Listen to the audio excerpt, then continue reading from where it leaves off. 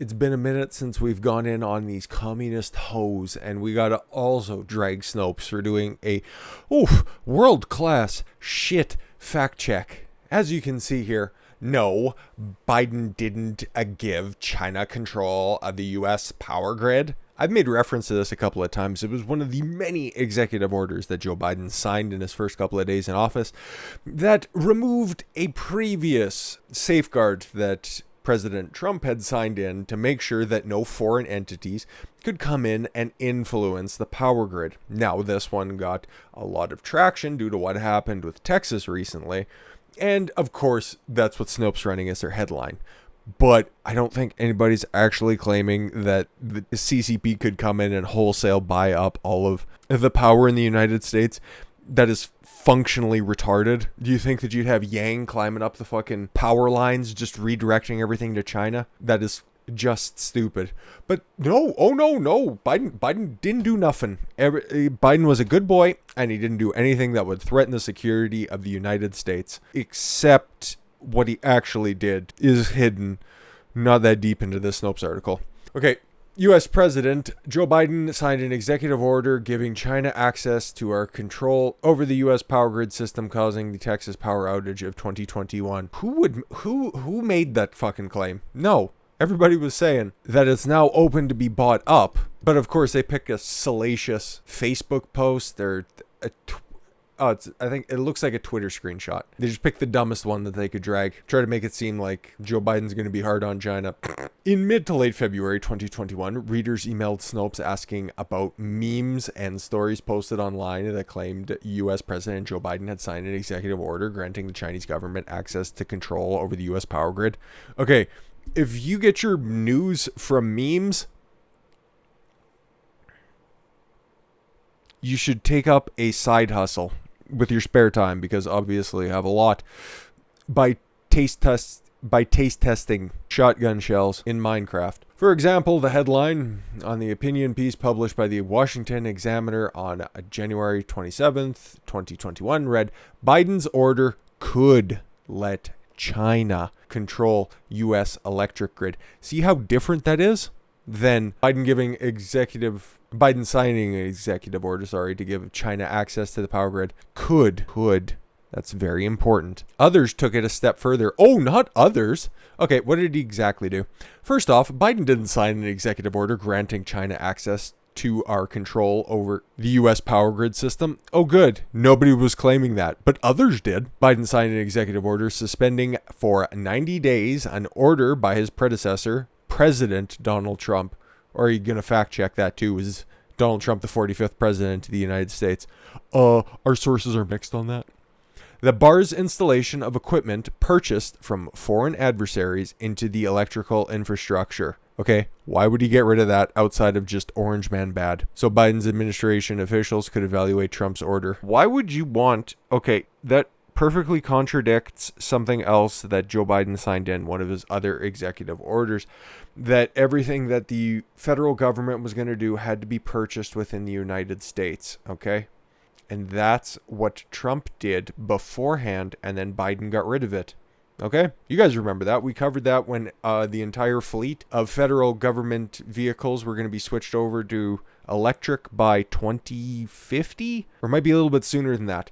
But they needed to get switched over wholesale, and everything had to be a certain percentage bought within and manufactured within America. Because all of a sudden, Joe Biden's America first when it comes to manufacturing, even though everything's going to get shipped over to India and China. So no, nobody's claiming that Joe Biden gave explicit access to China, other than the fact that they can feel free to install their systems into the electric grid, and anything that gets produced in China can be subsequently annexed by the CCP. So thanks, Snopes. You're doing the Lord's work. What is the CCP actually doing? Well, they're influencing UK curriculum. I hate this, and I'm sure it's already happening in Canada, but I haven't seen any reports of it yet. But if it's happening in the UK, you bet your ass Justin Trudeau's probably calling over to get some syllabus sent over to him. China launching communist takeover as CCP-linked firms by UK schools. Actually, I should just check Snopes and make sure that it's false that the CCP is buying British schools. I need to make sure that that's true. Anyways, Brexit leader. Brexit party? I think he's making his own new party now after Brexit's been done, because it would be a little bit redundant to have the name of your party for something that's been achieved. And can we just have Nigel Farage united already? Because the dude did a great service to the United Kingdom and the British Crown by making sure that Brexit actually happened. The most vocal voice, the biggest proponent of it. The dude has done great stuff. But that's not the point of this. That's just my little aside. Was warned that there was a communist takeover of large swaths of British private education. Oh, just the private education sector. That sucks. As an investigation has revealed that schools throughout the country have been bought out by firms connected to the CCP. There are currently 17 schools in the United Kingdom owned by Chinese firms, 9 of them which are owned by senior members of the Chinese Communist Party. The schools are reportedly presenting a whitewashed view of China to their students. Oh boy. And one school has admitted that the goal of infiltrating the education system is to propagate China's One Belt, One Road global initiative. Oh, that one's terrible. Brief overview, just look at what they're doing with Australia right now. Buying up shipping ports, infrastructure, fishing in their oceans. Yeah, it's not good, and they want to do that everywhere. They have their tendrils literally everywhere. Reform UK Party leader Nigel Farage. Okay, that's the name of his new party. Said that the British government must wake up to the dangers and act quickly, warning that the world has been taken over by stealth by the Chinese Communist Party under a neo-colonial project. President Xi Jinping hopes to achieve global economic domination via massive international investments.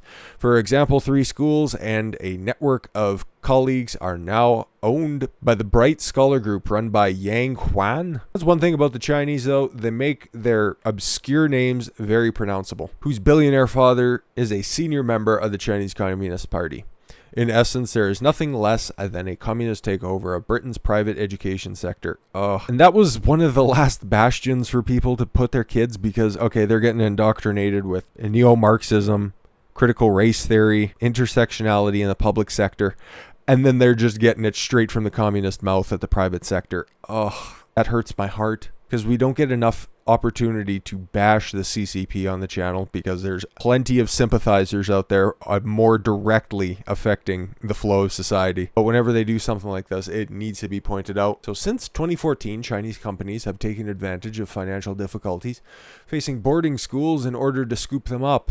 Last year alone, 3 schools were bought out by Chinese firms. In 2017, the Wanda Group, just a bitchy white woman, founded by prominent Chinese Communist Party member. We get a copy editor. And billionaire Wang Jilin. Hey, Wang. Bought 2 private schools, Bedstone College in Shropshire and Ipswich High School. Mr. Farage noted that as a result of inflation, private schools in the United Kingdom have become only accessible to the rich, saying as a result, schools, especially those with borders, are reliant on Chinese students to help balance the books. Oh, fuck. That's why instead of forgiving student debt, you should just look at tuition reform.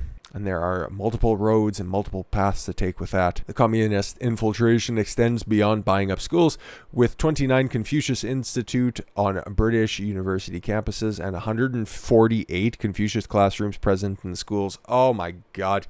This is systemic, this is terminal, and there's no way out. One Chinese student reported the Confucius Institute to tell me functions like the closed circulation television has been potential to scare away my critical thinking by constantly reminding me, we are watching you and behave yourself. Oh, yay! Yay. Beyond silencing debate on sensitive issues of the Chinese government, such as the so-called 3 Ts, Taiwan, Tibet, and Tiananmen Square, Confucius Institutes have been accused of monitoring the activities of Chinese students studying abroad, making sure that they are getting a return on their investment. They also get a sanitized view of the concentration camps and the active genocide against the Uyghur Muslims, which is part and parcel, I'd imagine. Commenting on the communist takeover of British schools, the chairman of the Foreign Affairs Committee, Tory MP Tom Tuggenhat, really? Stop. Get a new last name. China's strategic understanding and reach means that they have an advantage in seeking to influence others and using established brands, including some of our own, to achieve that position. We need to decide what it is we are prepared to defend, but before we would need to understand what it is we want. Yeah, to get China out of your fucking kids' business. This is how communists have been using propaganda in order to gain footholds in everything. We all just thought that all of this fucking far-out ideology would just stay in university, and that the kids popping out with all of these shitty degrees and all of these neo-Marxist ideas that communism is great, they would just eventually hit the real world and all of their ideas would change. Well, guess what? We've had an entire generation run through that fucking policy, and what has happened? Guess what? They've taken all of their friends, put in all of their places, used my diversity to get on the fucking boards, and they've influenced and ruined everything. And now it's happening to younger and younger kids. That's why personally I couldn't in good conscience at this point bring a child into this world, because I would not want to subjugate them to any of this shit right now. And I thought, okay, maybe public or private schooling would be the answer. And at this point, the only answer is homeschooling, and you can only do that for so long. It's fucking sad, but I'm glad that it's at least being pointed out. And to any of you people out there who have children actively in public school and private school, you know, if you're homeschooling them, ask them what they're learning in each subject. Ask them what kind of conversations they're having in the classroom. Get to the bottom of what they're actually learning, or what they're being forced to learn, or how they're being brainwashed. Because as far as I can remember, it wasn't that bad, but I graduated high school in 2008. Got out of college. I took a few years off, but then I went back and things were drastically different. And I understand that was just college, but things were making a shift to the hard left even when I was done in 2012. So be active, even more so, because your generation and your parents' generation is vastly different to what everybody's experiencing today. I'm sure you guys probably know that at work, or you can see the posts on your social media feeds out there. It's getting hairy, and it's going to take you guys being a lot more proactive in what your kids are learning. And whenever I come across stuff like this, I'm incentivized to point it out, because I want a better future for the kids coming up, because there's nothing redeeming about communism. I thought we learned all of that reflecting on the horrors of the 20th century, but it's going to be an uphill battle, because the two biggest supporters run arguably two of the biggest countries in the world, in Canada and the United States, at least for the next 4 years in the United States. But up here, King Trudeau out east, he's going to be sticking around for as long as humanly possible, because Ontario and Quebec love communism. You don't believe me? Quebec is still under a fucking curfew from 5 in the morning until 8 at night. That's your free time. Outside of that, you got to go home, because you could get the coof and everything will be bad for you. So go home, be safe. A virus knows when sun goes down, you get sick, but when it comes up in the morning, you can go ahead and go outside, because the virus will just wait till you get home. Don't buy anything at store, because then it'll just come back with you. So just buy your food, live in your pod, and speak when spoken to, okay? We take our marching orders from man under red flag. Fucking east of this country should be dropped into the Atlantic Ocean. With that said, guys, I thank you all very much for the gift of your time. I've been Don Consuelo. I want you to follow your gut and get after it. Take care, everyone.